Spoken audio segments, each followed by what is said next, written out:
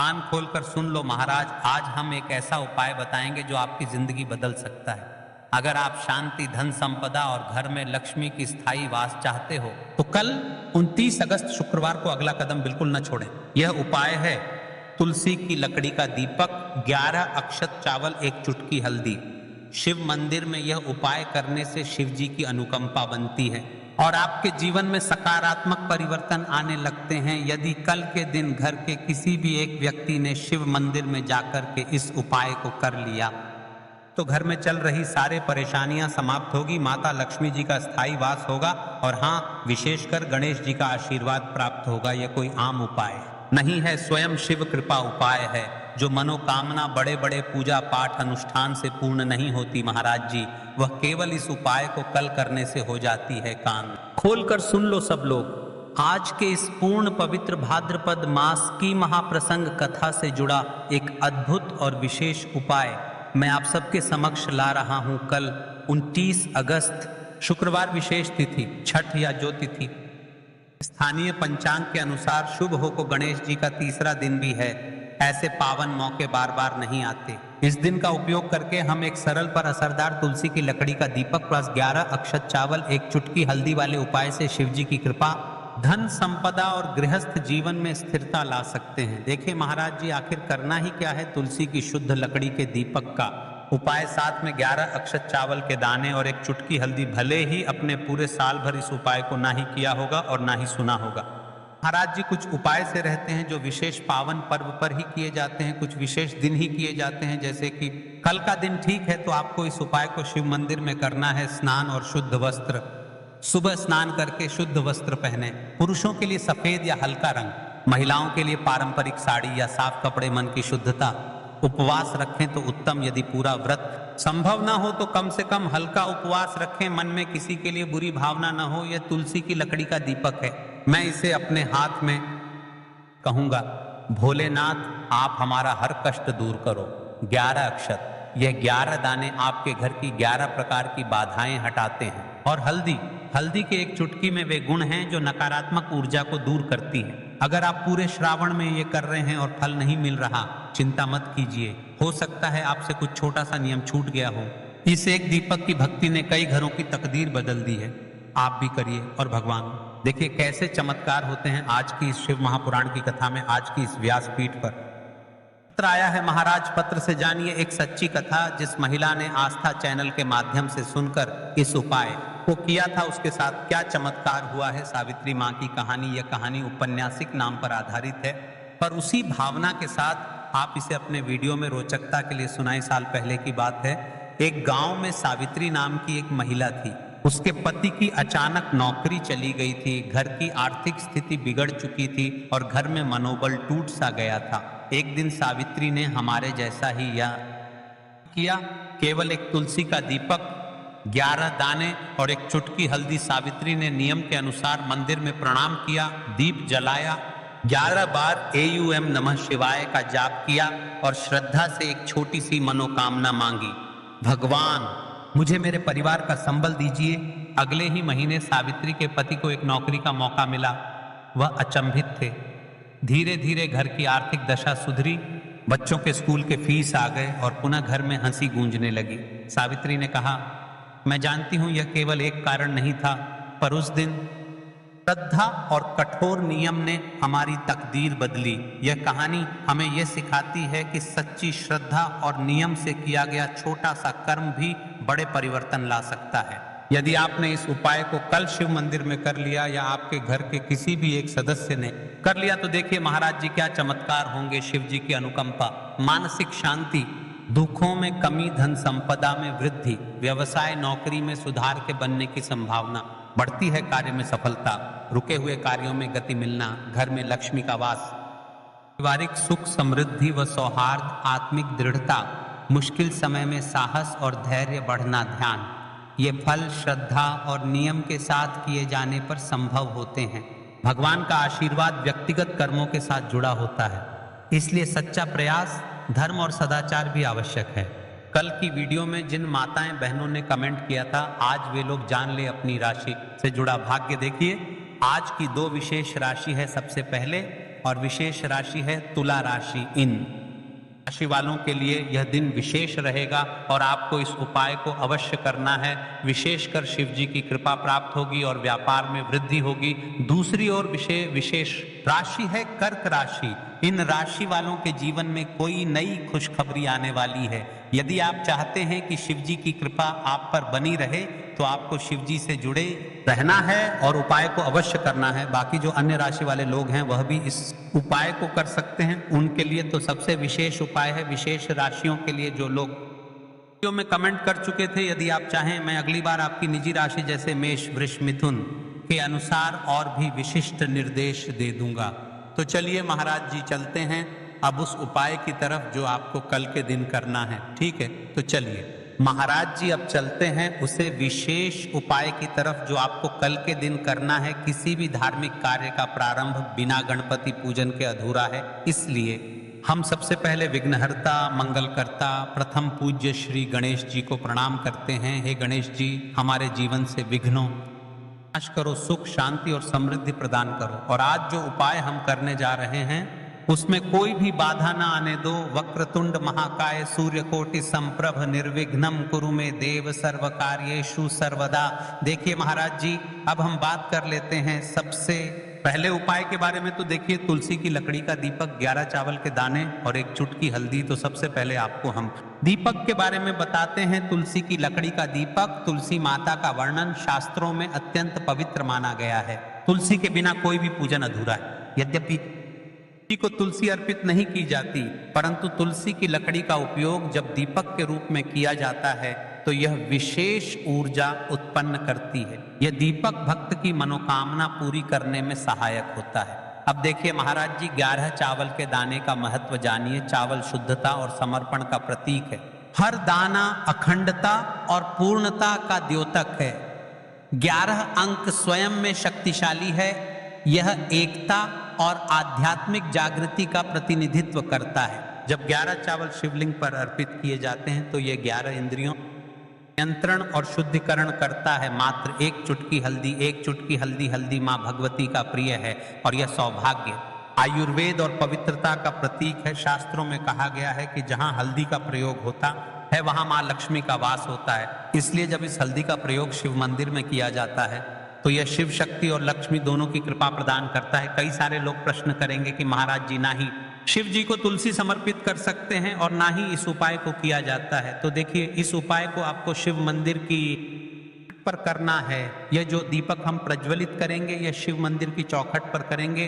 तुलसी का संबंध आध्यात्मिक शांति, मानसिक स्थिरता और रोग नाश से है। जब तुलसी की लकड़ी का दीपक जलता है तो घर या मंदिर के आसपास की नकारात्मकता तुरंत दूर हो जाती है। तो देखिए महाराज जी, आपको इस तुलसी की लकड़ी के दीपक के बारे में हम आपको सबसे पहले बताते हैं। हालांकि आपके तीनों उपाय को साथ में ही करना है, लेकिन सबसे पहले और प्रथम तुलसी की लकड़ी का दीपक। तो देखिए, तुलसी की लकड़ी प्राप्त करना। घर में तुलसी का पौधा है तो उसकी जड़ के पास की नरम लकड़ी लेनी है। यदि घर में तुलसी का पौधा नहीं है तो बाजार से भी तुलसी की लकड़ी खरीदी जा सकती है। कई सारे घरों में तुलसी का वृक्ष नहीं होता है, तो आप यह भी कर सकते हैं। ध्यान रहे, यदि आप किसी और के घर से ले रहे हैं तो उसे दक्षिणा अवश्य दें। बिना दक्षिणा के तुलसी लेना अशुभ माना जाता है। लकड़ी को तैयार करना, तुलसी की लकड़ी को छोटे टुकड़े में काटकर उसकी बत्ती बनानी है। उस बत्ती पर कपास रुई लपेटना है ताकि वह दीपक में ठीक से जल सके। अब यहाँ महाराज जी, कई सारे लोग प्रश्न करते हैं कि दीपक हमें आटे का लेना है या फिर हमें दीपक मिट्टी का लेना है। तो देखिए, आपको मिट्टी का दीपक का प्रयोग करना है क्योंकि हम तुलसी के लकड़ी के दीपक वाला उपाय कर रहे हैं। ठीक है, दीपक केवल मिट्टी का होना चाहिए। पीतल, कांसे या किसी और धातु का दीपक इस उपाय में उपयोग नहीं करना। मिट्टी का दीपक धरती तत्व का प्रतिनिधित्व करता है और यह शिव पूजन में सबसे उत्तम माना जाता है। अब देखिए महाराज जी, हमें तेल का किस प्रकार प्रयोग करना है। तो देखिए, तेल का प्रयोग इस दीपक का तेल या घी का प्रयोग करें। तिल का तेल पापों का नाश करता है और घी समृद्धि व शांति का वास कराता है। अब कई सारे लोग प्रश्न करते हैं कि महाराज जी, आपने हमें यह तो बताया ही नहीं कि कितने दीपक का उपाय करना है। आखिर दीपक कितने बने हैं। तो देखिए, कितने दीपक जलाने चाहिए यदि समस्या बहुत बड़ी है, जीवन में गहरा संकट है तो 5 दीपक जलाने चाहिए। यदि सामान्य कामना है तो 1 दीपक भी पर्याप्त है। हर दीपक जलाते समय यह भावना रखें कि हे भोलेनाथ, यह दीपक मेरी अंधकारमय जीवन राह समय करे। जेके महाराज जी, तुलसी के लकड़ी के दीपक वाला उपाय है, यह कोई साधारण उपाय नहीं है। तो आपको क्या क्या सावधानी बरतनी है। दीपक को शिवलिंग पर प्रत्यक्ष रूप से न रखें, इसे मंदिर की चौखट पर या बनाए गए स्वस्तिक पर रखें। दीपक जलाते समय मन में शुद्ध भाव होना चाहिए। दीपक बुझने के बाद उसकी राख को पवित्र स्थान पर ही विसर्जित करें। महाराज जी, जैसे ही तुलसी की लकड़ी का दीपक जलता है, वैसे ही साधक को एक अलग ही शांति का अनुभव होता है। मन का तनाव समाप्त होता है, आंखें बंद। जब दीपक की लौ के सामने बैठते हैं तो लगता है कि यह लौ सीधे आत्मा से संवाद कर रही है। ये लौ मानो भगवान शिव के आशीर्वाद का प्रतीक बन जाती है। अब देखिए महाराज जी, हम बात कर लेते हैं 11 चावल के दाने वाले उपाय के बारे में। ठीक है, 11 चावल का धार्मिक महत्व। महाराज जी, चावल अन्न केवल भोजन का साधन नहीं है, बल्कि इसे पूर्णता, शुद्धता और अखंडता का प्रतीक माना गया है। वेदों और पुराणों में अन्न को अन्न देवता कहा गया है। अन्नम ब्रह्मेति व्यजानात्। यह उपनिषद, अन्न स्वयं ब्रह्म है। इसलिए जब भक्त शिव जी को चावल अर्पित करता है तो वह केवल एक दाना नहीं चढ़ाता, बल्कि अपनी आत्मा और जीवन का समर्पण करता है। अब सबसे महत्वपूर्ण प्रश्न उठता है कि 11 चावल ही क्यों शास्त्रों में कहा गया है कि मनुष्य के शरीर में 11 इंद्रियां होती हैं। जब भक्त 11 चावल के दाने शिव जी को अर्पित करता है तो वह अपनी 11 इंद्रियों को भगवान को समर्पित करता है। यह समर्पण साधक के भीतर शुद्धि और संयम लाता है। अब देखिए महाराज जी, चावला के दाने कहाँ से लेने हैं, कैसे लेने हैं, इस बात पर चर्चा, क्योंकि कई सारे लोगों को मन में यह भी प्रश्न रहता है। घर में रखे चावल का प्रयोग किया जा सकता है, चाहो तो दुकान से भी ले सकते हो, ध्यान रहे। चावल अखंड और शुद्ध होने चाहिए। टूटे हुए दाने अशुभ माने जाते हैं। 11 दानों को अलग करके एक छोटे डिब्बे या पुड़िया में सुरक्षित रखना है। चावल अर्पण की विधि अब सुनिए महाराज जी। 11 चावल के दानों का प्रयोग कैसे करना है। अब देखिए महाराज जी, जैसे ही आपके चावल के दाने आप एक पुड़िया में रख लेते हैं, अब आपको शिव मंदिर में जाकर के इस उपाय को करना है।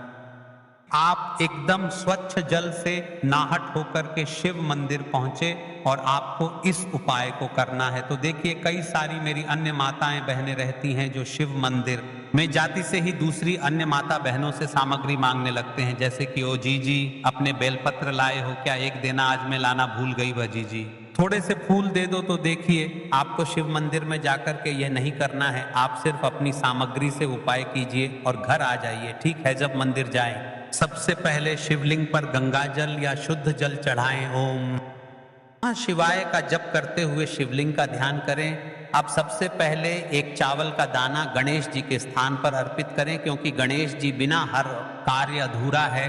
इसके बाद शेष 10 दानों को एक एक करके शिवलिंग पर अर्पित करें। हर दाना चढ़ाते समय मन में एक एक प्रार्थना करें।